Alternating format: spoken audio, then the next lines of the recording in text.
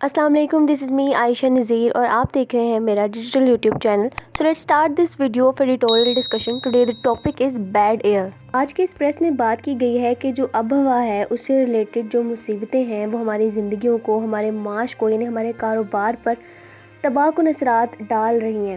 جیسے کہ پاکستان میں اس سال کی مونسون بارشوں نے دکھایا ہے، لیکن جب قوم بڑے پیمانے پر سیلاب کے بعد جو تباہی ہوئی ہے اس سے اٹھنے کے لیے جدوجہد کر رہی ہے، کوشش کر رہی ہے، تو ایک اور موسمی واقعہ جو ہے وہ اپنا طویل سایہ ہم پر ڈالنے کو تیار ہے اسموک کی شکل میں.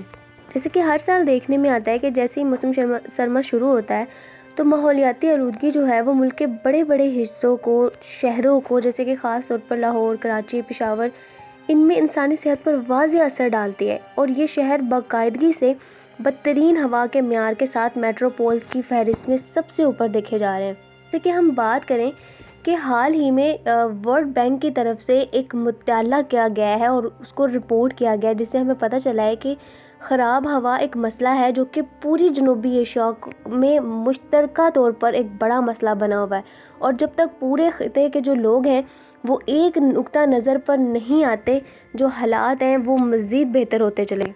ڈرائیونگ کلین ایئر رپورٹ کے مطابق پوری دنیا میں 10 ایسے بڑے شہروں کی فہرست بنائی گئی ہے جن میں بدترین فضائی آلودگی دیکھنے میں آتی ہے. اب ان 10 شہروں میں سے جو 9 شہر ہیں وہ جنوبی ایشیا میں پائے جاتے ہیں.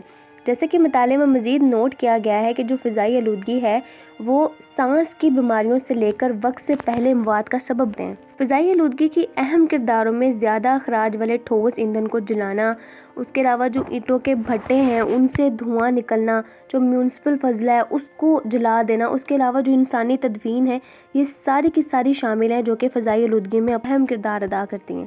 لیکن اس مدعے کا جو مین مقصد ہے وہ صرف یہ دیکھنا نہیں ہے کہ فضائی آلودگی کن کرداروں کی وجہ سے پھیل رہی ہے، بلکہ مین مسئلہ تو یہ ہے کہ جو فضائی آلودگی ہے وہ قومی حدود کا احترام نہیں کرتی.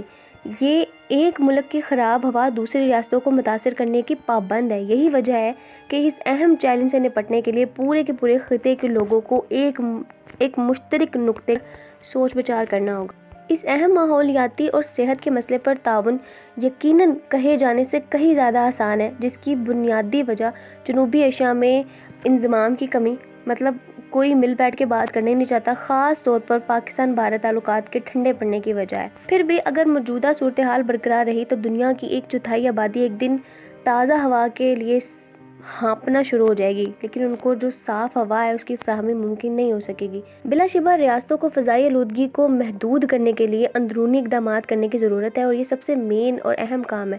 پنجاب کا جو اسموک کا مسئلہ ہے، یعنی اس کے لیے پنجاب کے اندر ایک منصوبہ بنایا گیا تھا انسداد اسموک منصوبے کے نام سے. یہ اس طرح کے اقدامات کی ایک مثال ہے. حالانکہ نفاذ بہت کچھ باقی رہ سکتا ہے، لیکن جنوبی ایشیا میں ہوا کو صحیح معنوں میں صاف کرنے کے لیے خطے کی تمام ریاستوں کو مل کر کام کرنے کی ضرورت ہے.